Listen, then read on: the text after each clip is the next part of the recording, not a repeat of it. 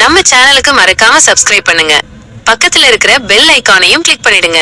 மேலும் பல சுவாரஸ்யமான வீடியோக்களை பார்க்க உடனே சப்ஸ்கிரைப் பண்ணுங்க மற்றும் அந்த பெல் பட்டனை அழுத்துங்க. வணக்கம்.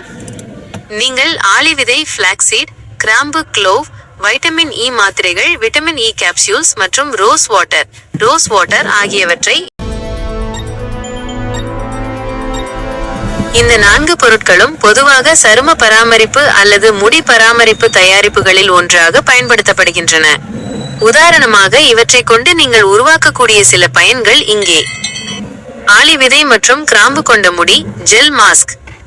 ஆளி விதைகளில் உள்ள சளி மியூசிலேஜ் போன்ற ஜெல் அமைப்பு கிராம்பின் நறுமணம் மற்றும் ஆன்டிமைக்ரோபியல் பண்புகளுடன் இணைந்து முடிக்கு ஒரு சிறந்த ஜெல்லை உருவாக்க உதவுகிறது.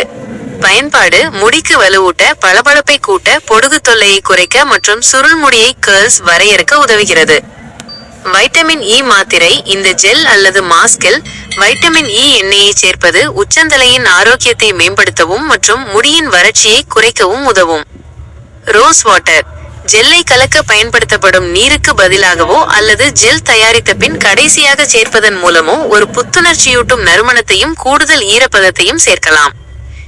ஆளி விதை, வைட்டமின் இ மற்றும் ரோஸ் வாட்டர் ஃபேஸ் மாஸ்க். ஆளி விதை அரைத்தது. இது சருமத்தை மென்மையாக்கும் மற்றும் ஈரப்பதமாக்கும். வைட்டமின் இ சருமத்தின் கொலாஜன் உற்பத்தியை ஆதரிக்கிறது மற்றும் ஆன்டி ஆக்சிடென்டாக செயல்படுகிறது. ரோஸ் வாட்டர் இது ஒரு டோனர் போல செயல்பட்டு சருமத்தின் pH சமநிலையை நிலைநிறுத்தவும் மற்றும் சருமத்தில் சிவத்தல், வீக்கத்தை குறைக்கவும் உதவுகிறது. கிராம்பு.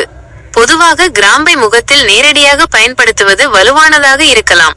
ஆனால் மிகவும் குறைந்த அளவில் நீர்த்த எண்ணெயாக சேர்ப்பது முகப்பருவை எதிர்த்து போராட உதவும். சரும உணர்திறன் சோதனை அவசியம். இந்த 4 பொருட்களையும் நீங்கள் எந்த நோக்கத்திற்காக பயன்படுத்த விரும்புகிறீர்கள் என்பதை தெளிவுபடுத்தினால் அதற்கான சரியான செய்முறையையோ ரெசிபி அல்லது மேலும் தகவல்களையோ என்னால் வழங்க முடியும். நீங்கள் இதை பயன்படுத்தி ஒரு ஹேர் ஜெல் அல்லது ஃபேஸ் மாஸ்க் செய்முறை கேட்கிறீர்களா? மாஸ்கிற்கு தேவையான ஆளி விதை ஜெல் தயாரிக்கும் முறையை மட்டும் இங்கே விரிவாக பார்க்கலாம். ஆளி விதை ஜெல் தயாரிக்கும் முறை. ஃபிளாக்ஸீட் ஜெல் ரெசிபி. தேவையான பொருட்கள்: ஆளி விதை முழு விதைகள் 2 முதல் 4 தேக்கரண்டி. உங்கள் தேவைக்கேற்ப அளவை கூட்டிக்கொள்ளலாம். தண்ணீர் 1 கப், சுமார் 250 மில்லி. செய்முறை: 1. விதை மற்றும் நீர் சேர்ப்பு. ஒரு பாத்திரத்தில் 1 கப் தண்ணீர் மற்றும் ஆளி விதைகளை சேர்க்கவும். 2. கொதிக்க வைத்தல். பாத்திரத்தை மிதமான தீயில் வைத்து கொதிக்க வைக்க தொடங்கவும். 3. கலக்குதல். கொதிக்கும் போது விதைகள் பாத்திரத்தின் அடியில் ஒட்டாமல் இருக்க அவ்வப்போது ஒரு கரண்டியால் மெதுவாக கலக்கவும். 4. ஜெல் பதம் அடைதல். சுமார் 5 முதல் 10 நிமிடங்களுக்கு பிறகு தண்ணீர் கெட்டியாக தொடங்கி நுரைக்க ஆரம்பிக்கும். கலவை ஒரு முட்டை வெள்ளையை போன்ற வழுவழுப்பான லேசான ஜெல் போன்ற பதத்திற்கு வரும்போது அடுப்பை அணைக்கவும்.